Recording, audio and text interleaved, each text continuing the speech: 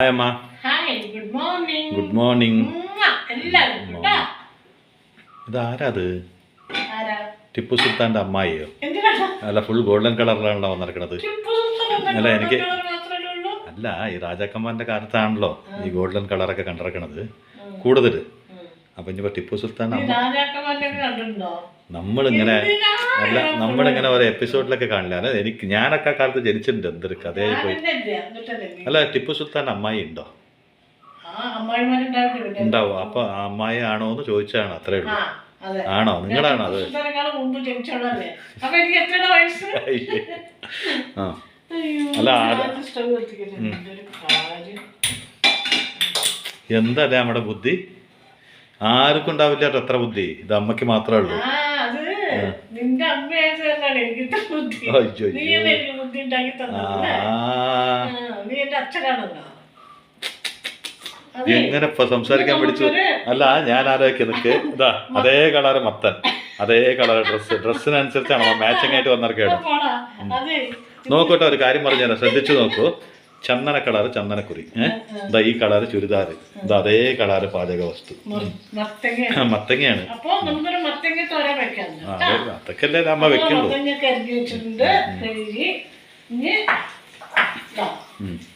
ചെറിയുള്ളി ഉണക്കമുളകും കൂടി ചതച്ചത്, വെളുത്തുള്ളി, നാളികേരം, കറിവേപ്പില, കടുക്, മഞ്ഞൾപ്പൊടി, ഉപ്പ്. ഇതിൻ്റെ ഇടയ്ക്ക് ആരോ പറയുമ്പോലെ ഞാൻ സ്വപ്നം കണ്ടതാണ്. എന്താ അറിയോ, അമ്മക്ക് ഇങ്ങനെ മെസ്സേജ് ഇടുകയാണ് ഒരു കുട്ടി. ആരോ ഒരാൾ നമ്മുടെ യൂട്യൂബ് ഫാമിലിയിൽ ഒരാൾ മെസ്സേജ് ഇടുകയാണ്.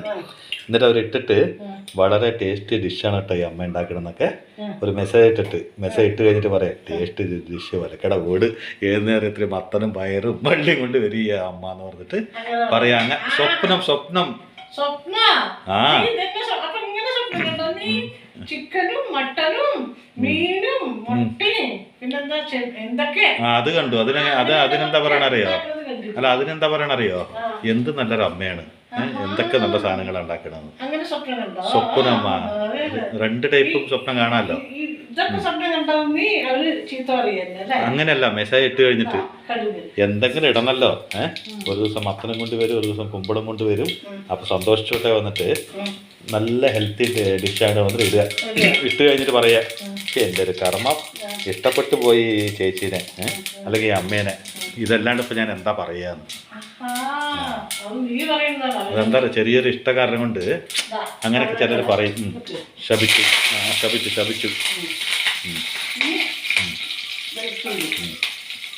അനുഗ്രഹിച്ചു. ഓരോ രീതിയിലാണ് ഇടുന്നത്. അതാ പറഞ്ഞത്. കറിവേപ്പില എറിയത്, ഇതെങ്ങനെ ഇടുകയത്.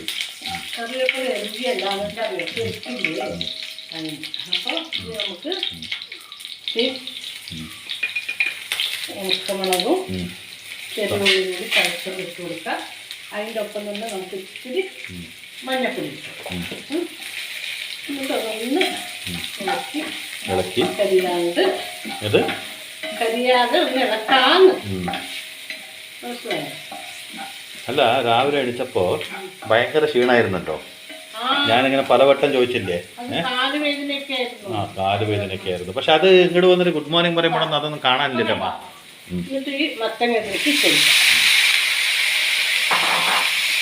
അതൊക്കെ ആ സമയത്ത് ക്യാമറ ഓൺ ചെയ്യുമ്പോൾ എല്ലാം പോകണം. അതൊരു വല്ലാത്തൊരു മാജിക്കാണ് നമ്മുടെ.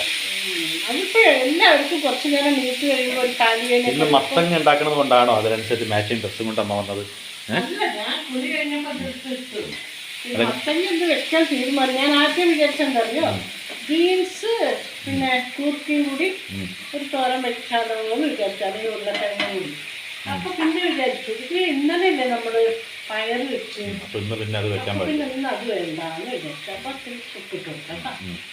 പാവത്തിന് ഇത്ര വേണ്ട, ഇത് കഴിഞ്ഞ് നോക്കിച്ചിടാലോ. ഇനി ഇതൊന്ന് വേണം, അത് കണ്ടോട്ടെ. ഇളക്കി എന്നിട്ട് നമുക്ക് നാളികേരൊക്കെ പിന്നെ അപ്പം അത് അടച്ചു വയ്ക്കാം.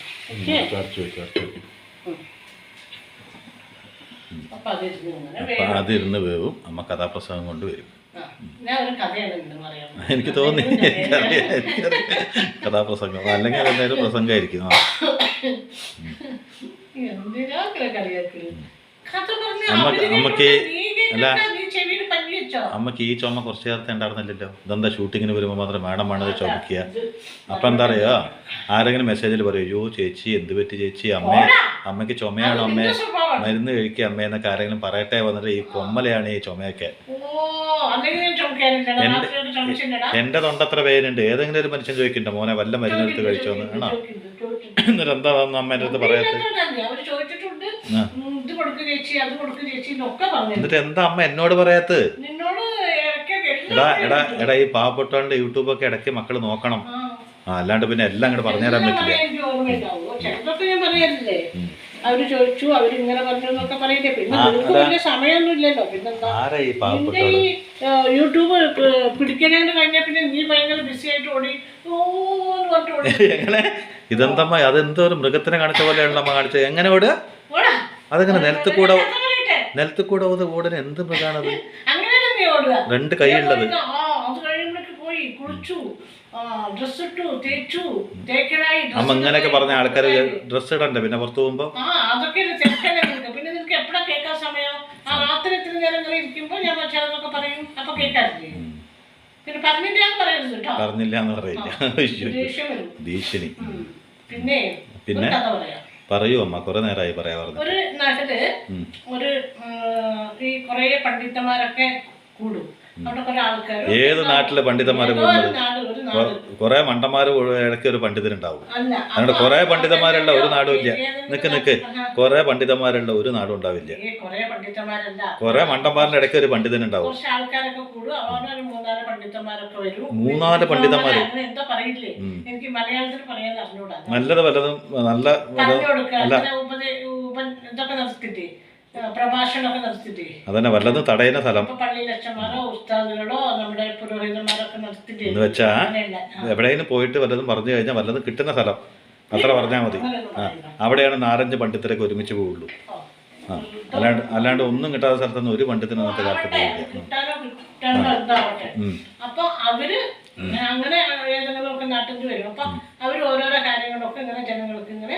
അതിപ്പോ നമ്മളിവിടെ സാധാരണ ജനങ്ങളുടെ എവിടെയെങ്കിലും കുറവ് പേര് കൂടി കഴിഞ്ഞാൽ ഓരോരോ കാര്യങ്ങൾ, പ്രഭാഷണം, നല്ല കാര്യങ്ങളൊക്കെ, പരദോഷനല്ല. മലയാളത്തിൽ ചില വാക്യങ്ങളൊന്നും അറിയില്ല. നീ പറയുമ്പോ എനിക്ക് ഈ പറയാനുള്ളതും കൂടി തെറ്റി. അല്ല അമ്മ ഇപ്പൊ എന്താ പറഞ്ഞ? പരദോഷണം പറയാൻ 4 പണ്ഡിതന്മാര്. അതെ, എന്താ ഈ കന്നഡ വേർഡ്സും ഇതും കൂടി എനിക്ക് മിക്സ് ആയിട്ട് വരും. അപ്പൊ എനിക്ക് തെറ്റിപ്പോവും. അല്ലെങ്കിൽ തന്നെ എനിക്ക് തെറ്റായിരുന്നു. പേടിക്കണ്ട, അമ്മ ഒരു ഇന്ത്യക്കാരിയല്ലേ, എല്ലാ ഭാഷയും മിക്സ് ആയിട്ട് അമ്മ പറഞ്ഞാൽ മതി. കാരണം നമ്മളൊക്കെ സഹിക്കാൻ വേണ്ടി ജനിച്ചവല്ലേ, സഹിച്ചോളാം. കുറെ യൂട്യൂബർമാർ ഇറങ്ങിയിട്ടുണ്ട് മനുഷ്യന്മാരെ ബുദ്ധിമുട്ടിക്കാൻ. അല്ല നമ്മള് സഹിക്കും, തീർച്ചയായിട്ടും സഹിക്കും. അപ്പൊ ഒരു പണ്ഡിതൻ വന്നിട്ട് ഇങ്ങനെ ഒരു ദിവസം ഇങ്ങനെ ഒരു പ്രഭാഷണം നടത്തുമ്പോ പറയും, അതെ സ്വാർത്ഥികളായിട്ട് ജീവിക്കരുത്, ഒട്ടും സ്വാർത്ഥത ഇല്ലാതെ മനുഷ്യൻ ജീവിക്കണം. ആ മനുഷ്യനാണ് ഏറ്റവും സമ്പൂർണ്ണനാവുക. സ്വാർത്ഥത എന്ന് പറയുന്നത് നമ്മുടെ തൊട്ട് തീണ്ടാനേ പാടില്ല. ഇങ്ങനെയൊക്കെ ആ ഒരു സ്വാർത്ഥത പാടില്ല എന്നുള്ള രീതിയിലുള്ള ഒരു പ്രഭാഷണമാണ് ആള് നടത്തിയത്. അത് മാത്രമേ മൂപ്പർക്ക് അറിയുള്ളൂ, സ്വാർത്ഥത പാടില്ല, സ്വാർത്ഥത പാടില്ല. പിന്നെ ഒരു അടുത്ത വാക്കൊന്നും പറയാറില്ല ഇയാളൊരു പണ്ഡിതൻ. അല്ല, വേറെ എന്തൊക്കെയാ പറഞ്ഞു. മുഖ്യമായിട്ട് അയാൾ വാക്കിന് വന്നത് ഈ പ്രഭാഷണത്തിന്റെ എന്താ പറയാ മുഖ്യ അംശങ്ങൾ മുഴുവൻ ഇതാണ്. നരേന്ദ്രപ്രസാദ് വേണ്ട, ഇടയ്ക്കിടയ്ക്ക് കൈവിരലുകളൊക്കെ ഇങ്ങനെ ഇടങ്ങുന്നുണ്ട്, അത് വേണ്ട.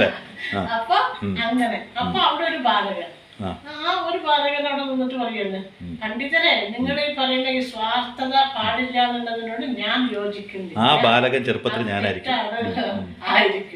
അപ്പൊ ഈ സ്വാർത്ഥത തീരെ പാടില്ല എന്നുള്ള വാക്കിനോട് ഞാൻ യോജിക്കുന്നില്ല, അത് തെറ്റാണ് എന്ന് പറയും. അപ്പൊ അവിടെ കൂടി ആൾക്കാർ അവരെത്ര വലിയ പണ്ഡിതനാണ് പറയും, എത്ര വലിയ വിവരമൊക്കെ ഉള്ള ആളാണ്, വലിയ മഹാനാണ് അയാള്. അപ്പൊ അങ്ങനെ ഒരു പ്രഭാഷണം കേൾക്കാൻ എത്ര ആൾക്കാരൊന്നും കൂടി ഇരിക്കുന്നു കണ്ടില്ലേ? ആ ആളിനാണോ നീ ഇങ്ങനെ പറഞ്ഞത്? നീ ചെറിയ കുട്ടിയല്ലേ, നിന്നെ ഒന്നും ചെയ്യാനും പറ്റില്ല, അത്ര ചെറിയ കുട്ടിയാണല്ലോ നീ, അതുകൊണ്ട് നീ എന്തിനാ ഇവിടെ ഇപ്പൊ കടന്നു കൊണ്ടുവന്നിട്ട് എല്ലാരും പഠിക്കും. അപ്പൊ ഇയാൾക്കൊരു ചിന്ത, ഈ കുട്ടി എന്താണ് ഇപ്പോ ഇങ്ങനെ പറഞ്ഞത്? ഏതൊക്കെ നാട്ടിൽ പോയിട്ടും ഞാൻ ഇങ്ങനെ പ്രഭാഷണങ്ങളൊക്കെ നടത്തിയിട്ടുണ്ട്, ഒരു വലിയ ആൾക്കാർ പോലും അങ്ങനെ പറഞ്ഞിട്ടില്ല. പക്ഷെ എന്താണ് ഇപ്പൊ ഈ കുട്ടി ഇങ്ങനെ പറഞ്ഞത്? അയാൾക്ക് ഭയങ്കര ഒരു ചിന്ത. എന്ന് വെച്ചാൽ ആ നാട്ടില് ഇയാൾ ഏത് നാട്ടിൽ പോയാലും ഇയാളുടെ അത്ര ബുദ്ധിയുള്ളവർ ഇവിടെ ഒരു കുട്ടിക്ക് ഇയാളിനെക്കാളും ബുദ്ധിയുണ്ട്. ആ അതന്നെ ഈ കുട്ടിക്ക് ബുദ്ധി എന്താണെന്ന് കേരളത്തിന്റെ ഏതോ ഒരു ബോർഡറുള്ള സ്ഥലമായിരിക്കും അത്. ആയിരിക്കും. ബുദ്ധിയുള്ള ആൾക്കാരുണ്ട്. അപ്പൊ നീ എന്താ ഞാൻ പറയുന്നതൊക്കെ മറന്നുപോയിരിക്കും, കഥ മറന്നുപോകും. അതന്നെ. അപ്പൊ ഈ കുട്ടി ഏതായി കുട്ടി എന്ന് ചോദിക്കും. അപ്പൊ ആ കുട്ടിക്ക് അവിടെ പൂ വെക്കണതാണ് അമ്പലത്തിന്റെ മുന്നില്, പൂ കച്ചവടം ചെയ്യുന്ന കുട്ടിയാണെന്ന് പറയും. അപ്പൊ ഇയാളിങ്ങനെ ആലോചിച്ചു, ഈ കുട്ടികളൊന്നും ചോദിച്ചു. ഇയാളുടെ മനസ്സിൽ ഇയാളെ ആലോചിക്കുന്നതിന് വേറെ ഉദ്ദേശമുണ്ട്. ഇനിയൊരു നാട്ടിൽ ഇങ്ങനെ ഒരു കുട്ടി വരാൻ പാടില്ല. അപ്പൊ നേരത്തെ കുട്ടി ആ കുട്ടീനെ ബുക്ക് ചെയ്യണം. പ്രഭാഷണമൊക്കെ കഴിഞ്ഞ് എല്ലാരും പോയി. ആ സമയത്ത് ഈ ബാലകനെ തേടി ഇയാൾ അമ്പലത്തിന്റെ അടുത്ത് പോകുമ്പോൾ ഭയങ്കര തിരക്ക് പിടിച്ച കച്ചവടം നടന്നുകൊണ്ടിരിക്കുകയാണ്.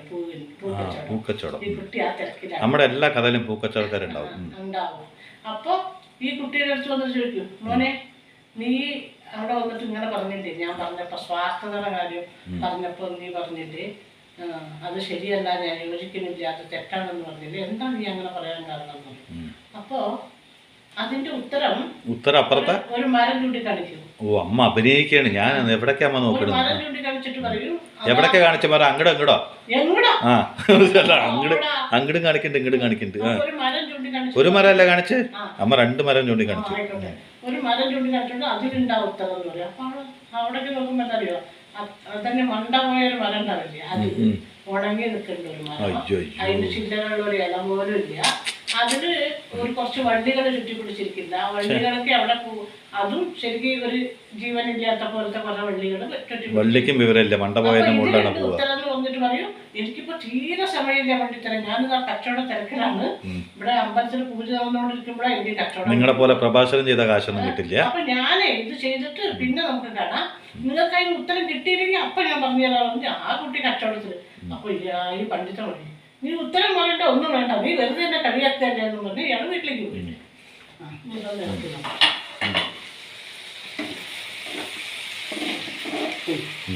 ഇളക്കി നോക്കണ്ടേ, നോക്കണ്ടേ. അപ്പൊ പണ്ഡിതൻ ദേഷ്യപ്പെട്ട് പോയിട്ടോ, ഞാൻ മറന്നുപോയി എന്ന് പറയരുത്. ഞാൻ എന്താ ഇവിടെ ഓർമ്മപ്പെടുത്താൻ.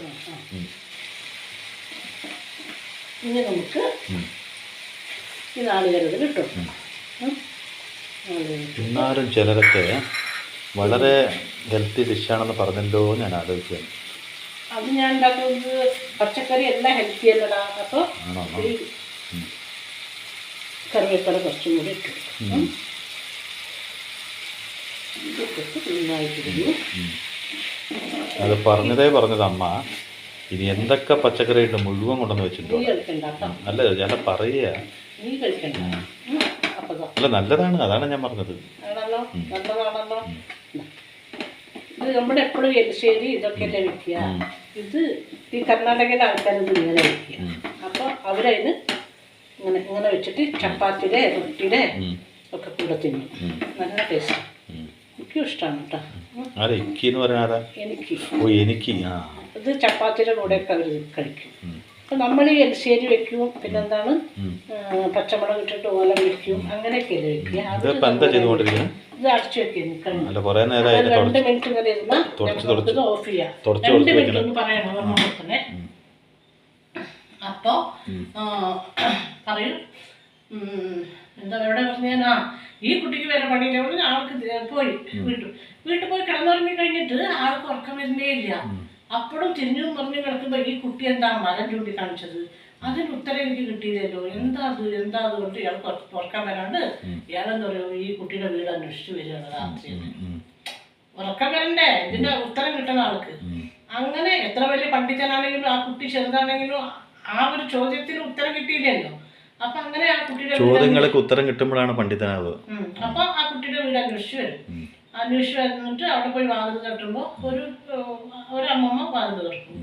അപ്പൊ ഇത് ഇന്ന കുട്ടിയുടെ വീടാണോ, അമ്പലത്തിന്റെ അടുത്ത് പൂവിക്കുന്ന കുട്ടിയുടെ അതേന്ന് അമ്പുജമ്മയാണോ? അപ്പൊ അങ്ങനെ അപ്പൊ ആ കുട്ടി ഇല്ല, അവൻ ഇന്നും വരില്ല, ഇന്നും ഒരുപാട് സമയം വൈകും. അതോ അമ്പുജ ആന്റിയാണോ അമ്പു ചേച്ചിയാണോ? ചേച്ചിയമ്മയാണോ? അമ്മയാണ്. അപ്പൊ ആരമ്മ? അല്ല ആ വീട്ടില് വാതിൽ തുറക്കണ അമ്മയാണോ അച്ഛമ്മയാണോ? ഏതോ ഒരു അമ്മമ്മ. ഏതോ ഒരു അമ്മമ്മ. അപ്പൊ വാതില് തുറന്നിട്ട് പറയും, ആ കുട്ടി വന്നിട്ടില്ല, അപ്പൊ എന്ത് എത്ര നേരം ചോദിക്കും. അപ്പൊ ആ കുട്ടി പൂക്കച്ചവടം കഴിഞ്ഞിട്ട് പിന്നെ പോയിട്ട് എന്തൊക്കെയോ ജോലികളൊക്കെ ചെയ്തിട്ടാണ് ആ കുട്ടി വീട്ടിലേക്ക് വരിക. ഇത്ര ചെറിയ കുട്ടിയോ? അവൻ അങ്ങനെയാണ്, അവന് എന്തൊക്കെയോ അവന്റെ ജീവിതത്തിൽ നടന്നുപോയ ഓരോരോ കാര്യങ്ങളുടെ ഇതുകൊണ്ട് അവൻ ഇങ്ങനെ അവന്റെ കാര്യങ്ങൾ ശ്രദ്ധിക്കാൻ മിടുക്കനായി വന്നു. എന്താണ് പറയുമ്പോൾ പറയും, അവന്റെ അച്ഛനൊരു നല്ല മനുഷ്യനായിരുന്നു. അവർ കയ്യിലുള്ളത് എല്ലാവർക്കും സഹായിക്കും, ആരെന്ത് ചോദിച്ചാലും ഇല്ല എന്ന് പറയില്ല. അതായത് തീരെ സ്വാർത്ഥത ഇല്ലാത്തൊരു മനുഷ്യൻ, സ്വന്തം കാര്യങ്ങൾ മാറ്റി വെച്ചിട്ട് മറ്റുള്ളവർക്ക് ഉപകാരം ചെയ്യുന്ന ഒരു മനുഷ്യനായിരുന്നു. അപ്പം അങ്ങനെ ഇയാൾ നാട്ടിൽ എല്ലാവർക്കും അതുപോലെ ഉപകാരം ഒന്നും സമ്പാദിച്ചു കൂട്ടിയിട്ടുമില്ല. അങ്ങനെയാണ്. അപ്പം അങ്ങനെ ഒരു ദിവസം ഇയാളുടെ ഒരു ഉറ്റ സ്നേഹിതം വന്നിട്ട് ഒരു സഹായം ചോദിക്കും. കുറച്ച് വലിയ സഹായമാണ് പണത്തിൻ്റെ. അപ്പോൾ അയ്യോ എൻ്റെ അടുത്ത് ഇല്ലല്ലോ എന്ന് അയാൾ പറഞ്ഞാലും അയ്യോ എൻ്റെ അപ്പം പറയും, അയ്യോ എനിക്ക് ഒരു നിവൃത്തിയില്ലാണ്ടാ നിൻ്റെ അടുത്ത് വന്ന്, നീ വിചാരിച്ചാലേ എന്തെങ്കിലും നടക്കുള്ളൂ എന്ന് പറയും. എൻ്റെ കയ്യിലില്ല, പക്ഷെ ഞാൻ ആരോടെങ്കിലും കടം ചോദിച്ചാൽ തരും, അത് നിനക്ക് ഞാൻ തിരിച്ചു തരാം, നീ അത് കടം വീട്ടിയാൽ മതി എന്ന് പറഞ്ഞ് അപ്പം ഇയാളൊരു നല്ല മനുഷ്യനായത് കാരണം അയാൾ ആര് എന്ത് ചോദിച്ചാലും കടമൊക്കെ കൊടുക്കും. അപ്പം അങ്ങനെ വലിയൊരു പൈസ കടമായിട്ട് വാങ്ങിച്ചിട്ട് ഈ സ്നേഹിതന് കൊടുക്കും കൂട്ടുകാരൻ അതുകൊണ്ട് കച്ചവടം ചെയ്തിട്ട് നഷ്ടത്തിലായി കഴിയുമ്പോൾ ഇയാൾ അവിടുന്ന് സ്ഥലം വിടും. ഇയാളോടൊരു വാക്ക് പോലും പറയാണ്ട് ഈ കടബാധ്യതകളൊക്കെ ഇവിടെ വെച്ചിട്ട് സ്ഥലം വിടും. ആ സമയത്ത് ഈ ആൾക്ക് അത് കടം വീട്ടാൻ അത്രയും വലിയ കടല്ലേ, കടം വീട്ടാൻ യാതൊരു നിവൃത്തിയില്ലാണ്ടായപ്പോൾ ഈ കുട്ടിയുടെ അച്ഛനും അമ്മയില്ലേ, ഈ മനുഷ്യനുള്ള ഭാര്യ ആത്മഹത്യ ചെയ്തു. ഈ കുട്ടിയെ കൊല്ലാൻ അവർക്ക് മനസ്സ് വന്നില്ല, ചെറിയ കുട്ടിയല്ലേ, അതെങ്ങനെയെങ്കിലും ആരെങ്കിലും നോക്കി വളർത്തിക്കോട്ടെ എന്നുള്ള ഉദ്ദേശത്തിൽ അവർ ആ കുട്ടിയാണ് ഈ ബാലകൻ, മനസ്സിലായോ? അപ്പോൾ സ്വാർത്ഥചിന്ത ഇല്ലാതെ ജീവിച്ചത് കൊണ്ടാണല്ലോ അയാൾക്ക് ആ ചിന്ത വന്നത്. അയാളുടെ സ്വന്തം കാര്യം അയാൾ നോക്കി ജീവിച്ചതാണെങ്കിൽ അയാളുടെ ആ സ്ഥിതി വരുമോ? സ്വന്തം അവനവൻ്റെ കാര്യം നോക്കിയിട്ട് വേണം മറ്റൊരാളെ സഹായിക്കാൻ. അതാണ് ആ കുട്ടി പറഞ്ഞത് ഇങ്ങനെ. അപ്പം അത് ഇയാൾക്ക് മനസ്സിലായി ഈ കഥ കേട്ടപ്പോൾ. അപ്പം അപ്പോഴും ഒരു കാര്യം ബാക്കിയായി, ആ മരം എങ്ങനെ, മരം നോക്കിയിട്ട് ഇതിനുണ്ട് ഉത്തരം എന്ന് പറഞ്ഞല്ലോ എന്നുണ്ട്. അന്ന് അത് വിചാരിച്ച് ഇയാളിങ്ങനെ പോയിക്കൊണ്ടിരിക്കുമ്പോൾ കുട്ടി വരുന്നു. അപ്പോൾ ചോദിച്ചു, നിങ്ങളിവിടെ എത്തുമെന്ന് എനിക്ക് അറിയായിരുന്നു എന്ന് പറഞ്ഞു. അപ്പോൾ ഉത്തരം കിട്ടിയോ ചോദിച്ചു. ഉത്തരമൊക്കെ കിട്ടി, പക്ഷെ ഒന്നിനും ഉത്തരം കിട്ടിയില്ല. എന്താണ്, നീ ഒരു മരം കാണിച്ചിട്ട് എൻ്റെ അടുത്ത് ഇങ്ങനെ പറഞ്ഞില്ലേ, ഒരു തല മണ്ടയൊക്കെ പോയി ഒരു ചില്ലയിൽ ഇലയും കൂടി ഇല്ലാത്തൊരു മരം. അപ്പോൾ പറഞ്ഞു, അതും ഇതന്നെയാണ് ഉത്തരം. കാരണം ആ മരം എന്ത് വേണം, നന്നായി നല്ല പുഷ്ടിയായി വളർന്ന് നിറയെ ചില്ലയും ഇലയും കൊമ്പും ഒക്കെ ആയിട്ട് നിന്ന് മറ്റുള്ളവർക്ക് നിഴൽ കൊടുക്കുക. അതിൽ വല്ല വള്ളികളൊക്കെ പടർന്നുമ്പോൾ ആ വള്ളികളും അതിൽ പടർന്ന് പന്തലിക്കും. അപ്പോൾ ഈ മരം ആദ്യം സമ്പുഷ്ടമായി വളരണം, അത് ശക്തിയായി അവിടെ ഉറച്ചു നിൽക്കണം, വേരൂരി നിൽക്കണം. അതെല്ലാം ആരോഗ്യത്തോടെ കൂടി ഈ മരം വളർന്നാൽ മാത്രമേ മറ്റുള്ളവർക്ക് അതിൽ നിന്നും നിഴൽ കിട്ടുള്ളൂ. അതിൽ ചുറ്റി വളയുന്ന വള്ളികൾക്കും ഒരു ഗുണം ഉണ്ടാവുള്ളൂ. അതല്ലാണ്ട് അവനാലും ഒന്നുമില്ല, മറ്റുള്ളവരുടെ കാര്യം മാത്രം നോക്കിക്കഴിഞ്ഞാൽ അവനായി ഈ മരം പോലെ ആ തല പോയി ഉണങ്ങി കിടക്കുന്ന മരത്തിനോട് പടർന്ന വള്ളികൾ എന്തിനു കൊള്ളാം? അവിടെ ഒരു പക്ഷിക്ക് കൂട് കെട്ടാൻ പറ്റുമോ? അമ്മയ്ക്ക് എനിക്കും പോയിട്ട് അതിൻ്റെ ചോട്ടിൽ പോയിട്ട് ഇരുന്ന് തണൽ കൊള്ളാൻ പറ്റുമോ? ഇതിനൊന്നിനും പറ്റില്ല. അപ്പോൾ അവനവൻ ആദ്യം നന്നാവണമെങ്കിൽ ഇത്തിരി സ്വാർത്ഥത അവനവൻ്റെ ഉള്ളിൽ വേണം. അത് കഴിഞ്ഞിട്ട് നിസ്വാർത്ഥമായിട്ട് നമുക്കുള്ളതിൽ നിന്നും അല്ല, മറ്റുള്ളവർക്ക് സഹായിക്കാൻ നമ്മൾ പ്രാപ്തരാകുമ്പോൾ മാത്രമേ അത് നിൽക്കാൻ പാടുള്ളൂ. നമ്മൾ മറ്റുള്ളവർക്ക് സഹായിക്കാൻ പാടുള്ളൂ. അല്ലാണ്ട് ഒരാൾക്ക് സഹായിക്കരുതെന്നോ സ്വാർത്ഥരായി ജീവിക്കണമെന്നോ അല്ല ഇതിന്റെ സഹായിക്കാൻ പ്രാപ്തരാവണം എന്നുള്ളതാണ്. സഹായിക്കാൻ നമ്മൾ പ്രാപ്തരായി, നമ്മൾ എല്ലാത്തിനും പ്രാപ്തരായി നമ്മൾ ഉറച്ചൊരിതിൽ നിൽക്കുമ്പോൾ നമുക്ക് പലർക്കും സഹായിക്കാൻ പറ്റും. അല്ലാണ്ട് നമ്മളെ ഒന്നും ആവാണ്ട് മറ്റുള്ളവർക്ക് സഹായിക്കാൻ പോയാലുണ്ടാവുന്നത് അവനവൻ ഇരുന്ന മരക്കൊമ്പ മുറിച്ച പോലെയാവും. അപ്പോൾ നമുക്ക് ഇന്നൊരാൾക്ക് സഹായിക്കണം, ഇന്നൊരാളെ നന്നാക്കണം തോന്നുകയാണെങ്കിൽ ആദ്യം അവനവൻ നന്നാവണം. അവനവൻ നന്നാവാണ്ട് മറ്റുള്ളവരെ സഹായിക്കാൻ പോയാൽ ആ തല പോയ മരത്തിനെ പോലെ ഉണങ്ങിപ്പോയിട്ട് കിടക്കേണ്ടി വരും അല്ലേ? അപ്പോൾ കണ്ടില്ലേ, ഇത് ചപ്പാത്തിയുടെ കൂടെ ചോറിൻ്റെ കൂടെയോ റൊട്ടിയുടെ കൂടെയോ ഒക്കെ കഴിക്കാം. അങ്ങനെയാണ് ഇത്. അപ്പോൾ ടിപ്പു സുൽത്താൻ്റെ കാലത്ത് നിന്നും നമുക്ക് വേണ്ടി മത്തൻ്റെ ഈ ഒരു ഐറ്റം ഉണ്ടാക്കാൻ വേണ്ടി വന്ന എന്താ തമ്പുരാട്ടിയുടെ പേര്? അയ്യോ ഇഷ്ടമില്ല എന്ന് ഞാൻ പറഞ്ഞില്ല അമ്മ. ടിപ്പു സുൽത്താൻ്റെ കാലം എന്നൊക്കെ പറഞ്ഞത് വലിയൊരു സുവർണ്ണ കാലമല്ലേ? എന്താ മത്തങ്ങ ടിപ്പു സുൽത്താൻ തിന്നില്ലേ? അല്ല, തിന്നാൻ പാടില്ലേ? തിന്നാലോ, നല്ലതാണല്ലോ അമ്മ. ഹെൽത്തിയാണ്, നമ്മുടെ സ്കിന്നൊക്കെ നന്നാവും കേട്ടോ. സ്കിന്നൊക്കെ ഭയങ്കര ഗ്ലോയിങ് ആവും, മനസ്സിലായില്ലേ? ഞാൻ പറയല്ലേ? അപ്പോൾ ഹെൽത്തി ഫുഡാണ്. ദയവ് ചെയ്തിട്ട് ഇത് ഉണ്ടാക്കണം. തീർച്ചയായിട്ടും ടിപ്പു സുൽത്താനും കഴിച്ചിട്ടുണ്ടാവും. ടിപ്പു സുൽത്താൻ ആരോഗ്യം വേണ്ടേ? അപ്പോൾ അവർക്ക് ആരോഗ്യമൊക്കെ വേണ്ട സമയമാണല്ലോ. അപ്പോൾ ടിപ്പു സുൽത്താൻ്റെ അമ്മയോ ഇതുപോലെ ഉണ്ടാക്കി കൊടുത്തിട്ടുണ്ടാവും. വേറൊരു സംശയമില്ല. അല്ല, സത്യമല്ലേ? ഹെൽത്തി ഡിഷാണല്ലോ. നിനക്ക് ഞാൻ ഈ ഇല വെക്കുമ്പോ, മത്തങ്ങ വെക്കുമ്പോ, കുമ്പളങ്ങ വെക്കുമ്പോ, ഇതൊക്കെ വെക്കുമ്പോ നിനക്ക് എങ്ങനെയൊക്കെ പറയാൻ തോന്നും. അപ്പൊ ഇറച്ചി മീൻ വെക്കുമ്പോ എന്താ നീ പറയാത്ത? പറയും. അത് വീട് ഞാൻ തന്നെ ഇരുന്ന് പറയാറുണ്ട്. അപ്പോൾ ആ കാലഘട്ടത്തിൽ നിന്ന് നമുക്ക് വേണ്ടി മത്തനുണ്ടാക്കാൻ വന്ന ഈ അമ്പുജാക്ഷി അമ്മയ്ക്ക് സ്നേഹത്തോടെ വിളിക്കൂ. എല്ലാവരും കഴിക്കാൻ വിളിക്കും. ഇന്ന് വാശിയാണ്. ഇതിന്റെ കൂടെ ഞാൻ മീൻ വറുത്തതും കൂട്ടിയിട്ട് നിങ്ങൾക്ക് ചോറ് തരാം. നമ്മുടെ ഉദ്ദേശം എന്ന് പറയുന്നത് നിങ്ങളുടെ ആരോഗ്യമാണ് അമ്മയ്ക്ക് പ്രാധാന്യം. അതുകൊണ്ടാണ് അമ്മ ഇങ്ങനത്തെ ഡിഷൊക്കെ ഉണ്ടാക്കി നിങ്ങളെ വിളിക്കുന്നത് മാത്രം. വിളിക്കുന്നത് മാത്രം നിങ്ങൾ ഒരു കാരണവശാലും മറക്കരുത്. അല്ലാണ്ട് സ്നേഹം ഇല്ലാണ്ടല്ല. ഇതൊക്കെ കഴിച്ചാൽ നിങ്ങളുടെ ആരോഗ്യം മെച്ചപ്പെടും. നിങ്ങളുടെ സ്കിന്നിതായി അമ്പുവിൻ്റെ സ്കിന്ന് പോലെയൊക്കെ ഇങ്ങനെ തിളങ്ങും. അതുപോലെ പല ഗുണങ്ങളും ഇതിലുണ്ടാവും. അതുകൊണ്ടാണ് നിങ്ങൾ ഇതൊക്കെ വെച്ചിട്ട് ഞാൻ പിടിക്കുന്നത്. അല്ലമ്മ? പറഞ്ഞോളൂ, വരാൻ പറഞ്ഞു. അപ്പൊ ഇതുണ്ടെങ്കിൽ അപ്പൊ പറയൂ, വിളിക്കില്ലേ? അപ്പൊ വരൂട്ടോ. ഇതിന്റെ കൂടെ ഞാൻ മീൻ വറുത്തത് തരാം, പിന്നെ മോരും കഴിച്ചു തരാം കേട്ടോ. അത് കുട്ടിയുടെ ഭക്ഷണം തരാം. Okay, bye. ഇപ്പൊ പറയുന്നൊന്നും കേൾക്കണ്ട കേട്ടോ. ബൈ.